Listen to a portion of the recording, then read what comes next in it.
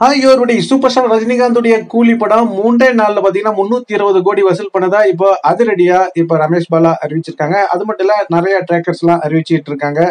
Super star ரஜினிகாந்துடைய கூலி படம் weekend, அதாவது 4 days வீக்கெண்ட்ல ஹையஸ்ட் கிராஸ் அப்படின்னு சொல்லிட்டு அபிஷியலா அறிவிச்சிருக்காரு ரோகிணி சில்வர் ஸ்கிரீன். அது மட்டும் இல்லைங்க, ஓசூர்ல பாக்ஸ் ஆபீஸ் அவங்க அறிவிச்சிருக்காங்க. என்னன்னா லக்ஷ்மி சினிமாஸ் அவங்க பாத்தீங்கன்னா ஆல் ஷோஸ் ஹவுஸ்ஃபுல் ஆனதுனால எக்ஸ்ட்ரா ஒரு ஷோ நாங்க ஆட் பண்ணியிருக்கோம் அப்படின்றதையும் சொல்லியிருக்காங்க.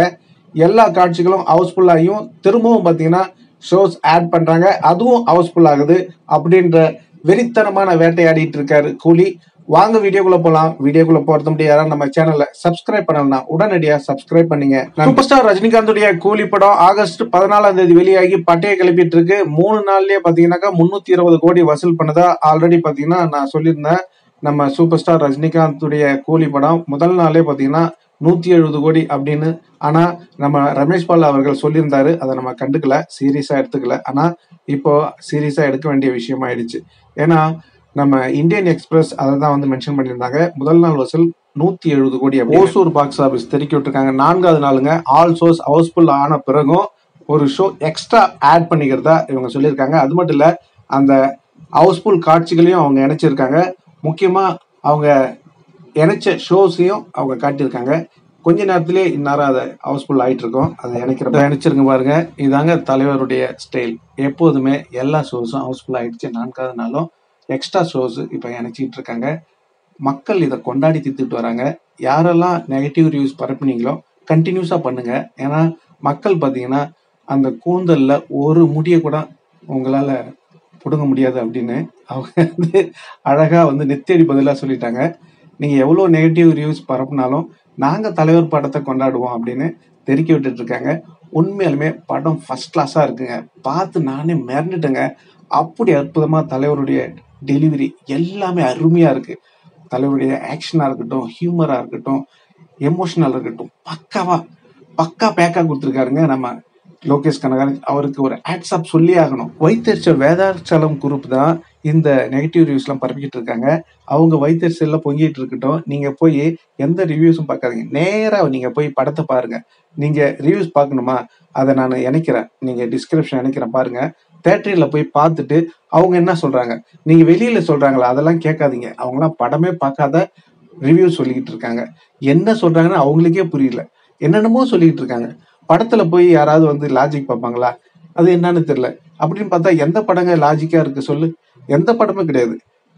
அவ்வளோ அற்புதமா செதுக்கி இருக்காரு லோகேஷ் கனகராஜ். இவ்வளோ ஸ்டார் பட்டாளங்களை இணைச்சு எப்படி பண்ண போறாருன்னு நினைச்சிருந்தா பக்காவா எல்லாத்துக்கும் இம்பார்ட்டன்ட் கொடுத்து அருமையா செதுக்கி இருக்காங்க. ஒரு ஆக்டருக்கும் என்னென்ன வேல்யூ இருக்கோ அதை அப்படியே அவங்க கிட்ட இருக்கிற முக்கியமா அந்த யூனிக் எல்லாம் அப்படியே உறிஞ்சி எடுத்திருக்காருங்க. அவங்கள அவ்வளவு தெருக்கி விட்டுருக்காரு. நீங்க பார்க்கலாம், ஒரு நடிகர்கிட்ட இருக்கிற எல்லா முக்கியமான அம்சத்தையும் இந்த படத்துல கொண்டு வந்து காட்டியிருக்காரு.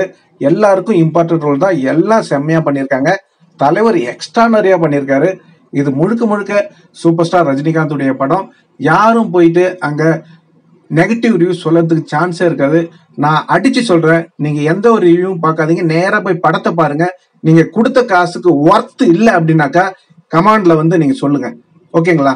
இதுக்கப்புறம் நான் என்ன சொல்றதுன்னு எனக்கு ஒன்றும் புரியல. ஏன்னா படம் அவ்வளோ மாசா இருக்குங்க. இது மாரி ஒரு படம் சூப்பர் ஸ்டார் ரஜினிகாந்துடைய வாழ்நாள்ல கிடையாதுன்னு தான் சொல்லுவேன். ஏங்க ஒண்ணு மட்டும் இருந்துங்க, 75 வயசுல ஒரு மனுஷன் எழுந்து நிக்கிறதே பெரிய விஷயம். அந்த அளவுக்கு பர்ஃபார்மன்ஸ் பண்ணிருக்காருங்க. இதெல்லாம் சாத்தியமா அப்படின்ற அளவுக்கு ஒரு கேள்வி உங்களுக்கு கிட்ட எழும். கண்டிப்பா இந்த படத்தை பாருங்க, உங்களுக்கே அந்த மனசுக்குள்ள இந்த கேள்வி எழும். எழலைன்னா என்ன கேளுங்க. அப்படி அற்புதமான பர்ஃபார்மன்ஸ் தலைவருடைய பர்ஃபார்மன்ஸ். எல்லாருடைய கேரக்டரும் பக்காவா செதுக்கி இருக்காங்க. இந்த பாருங்க, இப்போ நிக்லேஷ் சூர்யா இவர் வந்து silver screen, Rohini silver screen. இவர் என்ன சொல்லியிருக்காருன்னா 4 நாட்கள்ல, அதாவது வீக்கெண்ட் 4 daysல ஹையஸ்ட் கலெக்ஷன் எடுத்தது அபிஷியலா அறிவிச்சிருக்காரு. இணைச்சிருக்கேன் பாருங்க. இதெல்லாம் தலைவருக்கு மட்டும்தாங்க சார். ரோகிணி சில்வர் ஸ்கிரீன்ல ஹிஸ்டாரிக்கல் ரெக்கார்ட் படைச்சிருக்கிறதா அபிஷியலா அறிவிச்சிருக்காரு. ஆமாங்க, இப்போ தலைவருடைய படம் எக்ஸ்ட்ரா ஷோஸ் எல்லாம் ஆட் பண்ணி தெறிக்க விட்டுட்டு இருக்காங்க. இன்னொன்னு தெரியுங்களா, ஹிந்தில பாத்தீங்கன்னா 3500 ஸ்கிரீன்ல தான் ஓபன் பண்ணுவோம், அதுக்கு மேல ஸ்கிரீன் தரமாட்டோம் அப்படின்னாங்க. ஆட்டோமேட்டிக்கா பாத்தீங்கன்னா அது அப்படியே 4000 ஆச்சு. அதுக்கப்புறம் பாத்தீங்கன்னா ஒரே நாள்ல நேத்து நான் வீடியோ போட்டிருந்தேன், 1000 ஸ்கிரீன் அதிகமாச்சு. உங்களுக்கே தெரியும் 5000 ஸ்கிரீன் ஆச்சு. இன்னைக்கு பாத்தீங்கன்னா இன்னும் ஒரு 500 எக்ஸ்ட்ரா ஆட் பண்ணிருக்காங்க அப்படின்ற தகவல் வந்திருக்கு. இந்த மாதிரி அதிரடி காட்டிட்டு இருக்காரு கூலி. இங்க என்னடானா சில கூட்டம் வைத்தறிச்சல் வேதாச்சலம் குரூப்ஸ் அப்படிதான் சொல்லுவேன். ஃபேன்ஸ் வார் எங்கெங்க இல்ல சொல்லுங்க, எல்லா இடத்துலயும் இருக்கு. ஏன் கேரளாவில் இல்லையா? மம்முட்டி மோகன்லால் எல்லாம் வந்து அவங்களுக்குள்ள ஏதோ பேசிக்கிட்டாலும், ஆனா பாருங்க எம்புரான் படத்தை தூக்கி கொண்டாடினாங்க.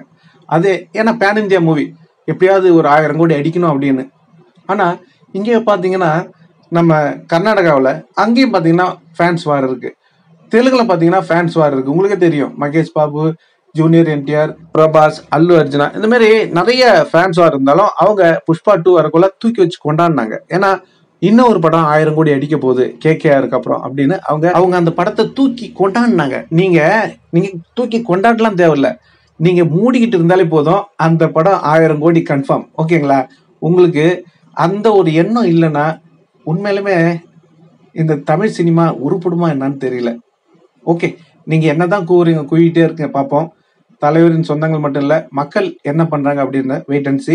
கண்டிப்பா நான் எழுதி வச்சுங்க, இந்த படம் 1000 கோடிக்கு மேல கலெக்ட் பண்ணும், இது உறுதி.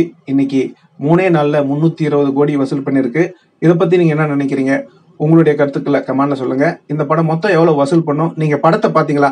மனசாட்சி பிரகாரம் எப்படி இருக்கு அப்படின்னு கண்டிப்பா எல்லாருமே கமெண்ட் சொல்லுங்க. ஏன்னா அப்பதான் சில ஜென்மங்களுக்கு மண்டையில ஏறும். ஏன்னா தேவையில்லாத ரிவ்யூ பார்த்து குழப்பிக்கிறாங்க. இப்போ ஒரு ட்ரெஸ் எடுக்கணும்னா நீங்க நேரா தான் கடைக்கு போயிட்டு அதை செலக்ட் பண்ணி நல்லா இருக்கா நல்லா இல்லையா அப்படின்னு நீங்க செலக்ட் பண்றீங்க இல்லையா? அதே மாதிரி போயிட்டு நேரடியா பார்த்துட்டு நல்லா இருக்கா நல்லா இல்லையான்னு செலக்ட் பண்ணுங்க.